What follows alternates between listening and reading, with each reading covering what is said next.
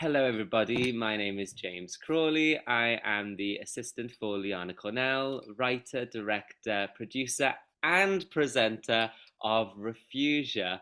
A little bit about myself and our working relationship. I am an education consultant. I am a trained Montessori educator and have worked for many years on environmentalism, sustainability, conservation within education, and due to this was invited to work alongside Liana in building the Refugia charity, which is now a foundation. And what a pleasure it has been to work alongside you over these last couple of years, to see all you put into the world, and what an honor and a privilege it's been. And so, without further ado, I would love to introduce Liana Cornell. Liana, if you could say a little bit about yourself and yeah, just a bit of the inspiration behind making the Refugia documentary. Thank you for that amazing introduction. You're an incredible being. It's an honor to work with you as well. Hi, I'm Liana Cornell. I'm an actor, musician, director, writer, producer. I think that mostly I'm just channeling creative energy in any form that will take me. Thank you, Liana. That is an understatement, in my opinion. But hey. And please, can you tell us a bit about the inspiration for making Refugia? What inspired you?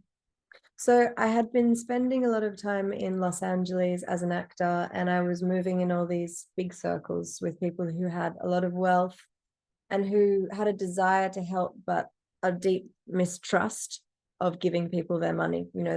What I would often hear, because I was also running an organization called Save Our Skins at that point, and what I would often hear from people was, well, we don't want them to waste our money, or they spend it all on pamphlets, or how do we know that it's being invested after I've worked so hard, which were all fair things.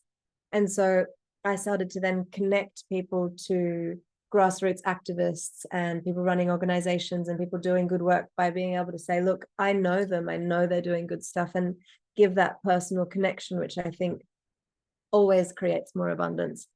And then I started to kind of think, what is a way that we can legitimize and show the work that these people are doing tirelessly every day? Because so often they're not the ones who are filming and capturing themselves. They're usually really humble, they're usually really devoted, and all the funds, including their own blood, sweat, and tears, are going into helping whatever cause it is they're passionate about. And so I wanted to get behind the scenes and pull the curtain back and show how authentic these people were, and get more and more people involved in that work in whatever capacity they had. Fabulous. Thank you, Liana. And I know that previously you've spoken about your parents as being huge inspirations for you. And there's a particular story about the monarch butterfly that I've heard you speak about before. And so could you tell us a little bit about that moment of inspiration too? Yeah, for sure. I think one of the most potent moments of inspiration is from when I was a child, and we were in France and we were watching this interactive documentary about the journey of the monarch butterfly. And by the end of it, my mum, my dad, and I were all in tears. It was so exceptional to see these tiny little creatures travel such great distances, and then to find out that the trees that they were traveling these, days and days and days to, were being cut down. And so my parents said, we have to do something about this.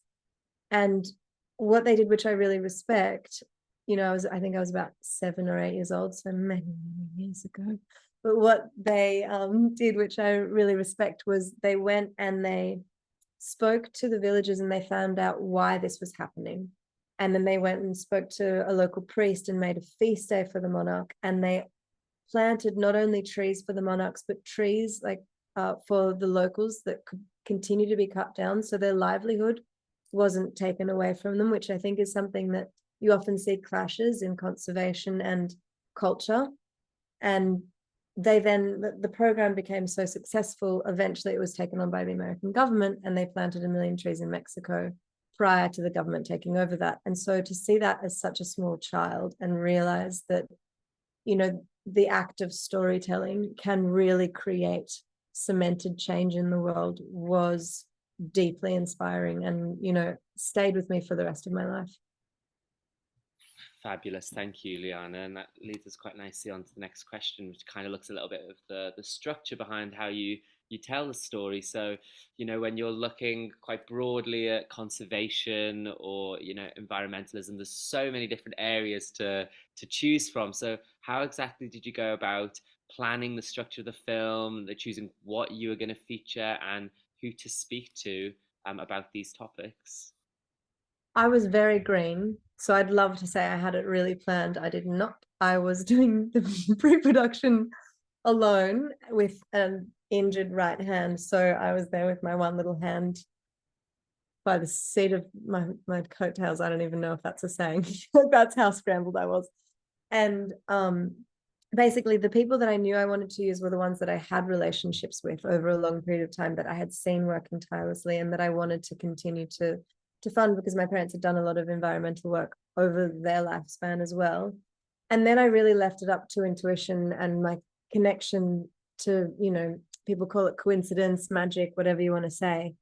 I would cross paths with people and it would just be in complete alignment. And so a lot of the film was created around the people we connected to and the authenticity they brought. Yeah, that's beautiful, and I think that's something that I really love about your interactions with the others within the film. Like there is that authenticity, and there's a real sensitivity in the way that you speak with other people, and yeah, I don't know. There's a real beauty and a delicate exploratory narrative throughout each of Mhm. the five Refugia films. And so, how exactly did you approach these conversations in order to get people to open up in the way that they do, and I guess achieve the kind of footage for the film that you wanted? Mhm, mhm. I mean, I think the interesting thing about that is when you're getting people who aren't camera ready to open up and feel comfortable, there are those initial moments of nerves that came in. And as an actor, I mean, I get those all the time. And so what I would do is I would make something very intimate and I would have my set questions and I would also let them really lead the interview. And we would often start with something that made them feel comfortable, that was really their area of expertise. I think a moment that probably reflects this is I was talking to John from the Great Barrier Reef Legacy, and you could tell that he didn't really know what to do, and we were filming. And I came up to John and I said, can you please look at the ocean with the love that you have for her? Like, show us the way that you feel about this. And immediately he was dropped in.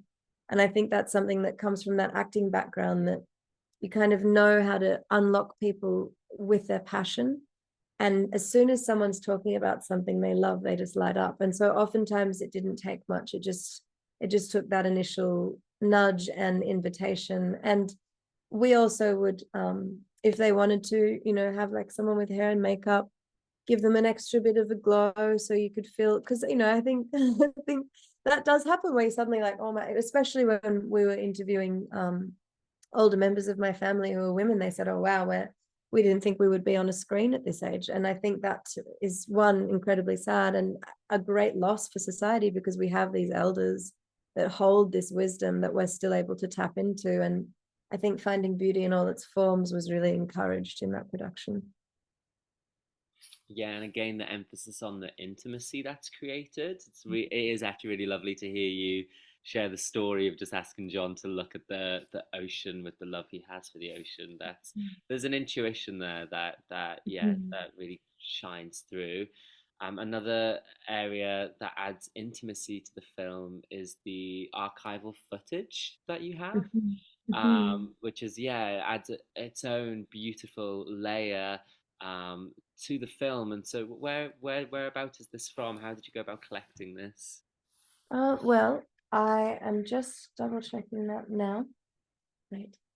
So, where I got the archival footage, because it was a couple of years ago, so my brain's struggling. I've looked it up. One was from Getty Images, the ABC, and then some of the photographs that we had, we actually contacted the man who had been there taking photos of the Daintree blockade, which is in episode 1. And he had just passed away. So we actually spoke to his son, and it was a beautiful thing because we were able to kind of remember and honor the work he did within this production, and also have this connection with the family who were really proud and wanting to reminisce of the work he'd achieved. Fabulous. Thank you, Liana.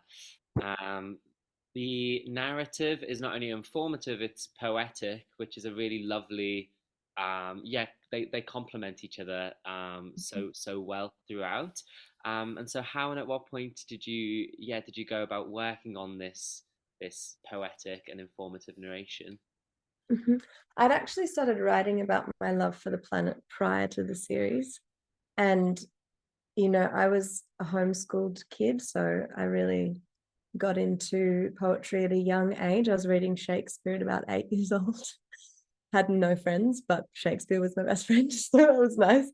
And I think that that's just a part of who I am as a person. Like I really think that poetry mixed with the Super 8 footage gave a really personal feeling, and I wanted to show the audience that this is such a personal journey, and a strong message of Refugia is to find your good work. It doesn't have to be all good work, to find the thing that lights you up. And for me, that was this storytelling and this poetry, and lifting these people up who are doing such good work.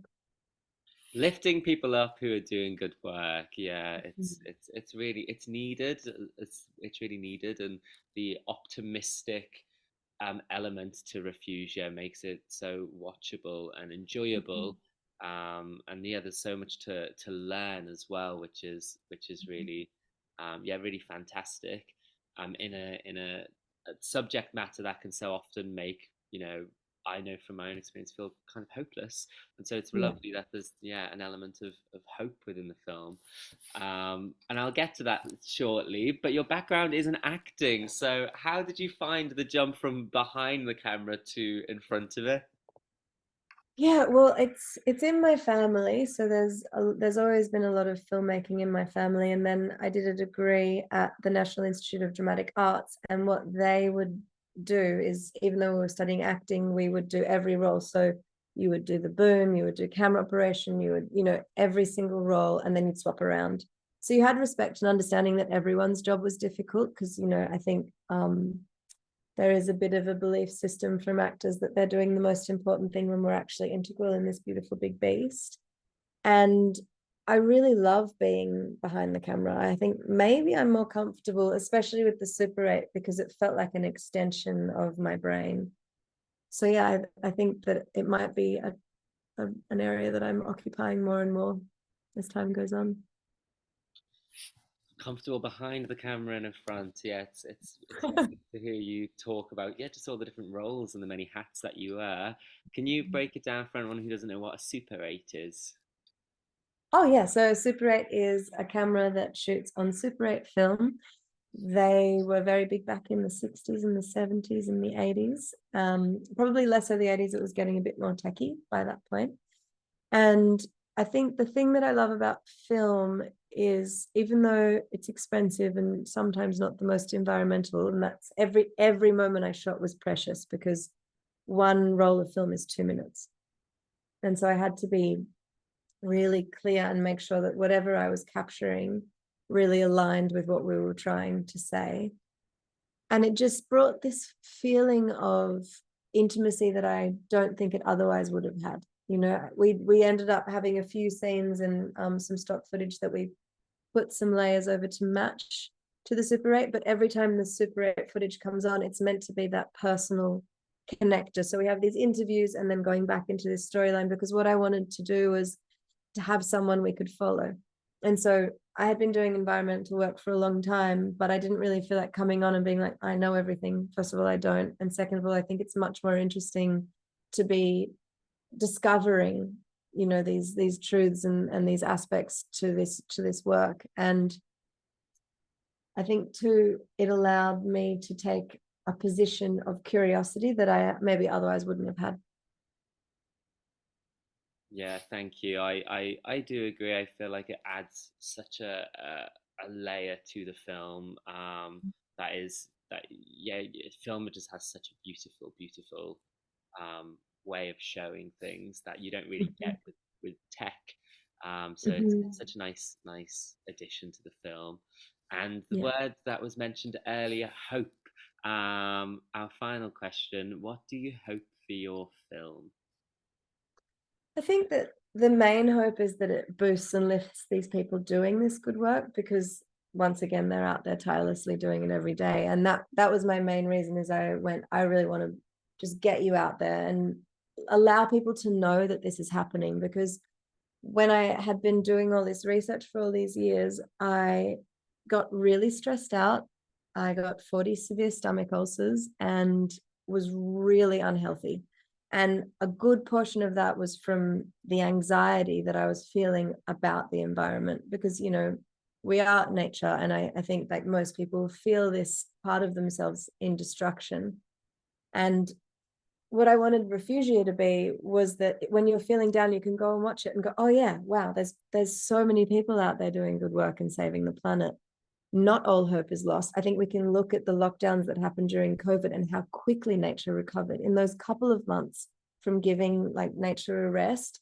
You had all these creatures coming back into places we haven't seen them before. And I really do believe that there's so much possibility for us to heal the planet by actually reconnecting to ourselves and to nature. And that was something that I wanted Refugia to do. And then another aspect that Refugia had, which was important for me as working, as an actor, I had seen how much waste happens within this industry. And so Refugia was paperless, plastic free, and $1 was donated for every dollar spent on the production, which even if we were doing 1 cent for every dollar on some of these massive shows, the impact that we can have, to me, is absolutely phenomenal. Thank you, Liana. It's a pleasure to privilege. The impact that you're going to have through this film and have already have is phenomenal. The generosity of yourself and Refugia, it's beautiful. And yeah, thank you for your time today, for answering these questions for the audience of Brighton Rocks Festival. Thank you for having me, and have a beautiful day. Thank you. See you.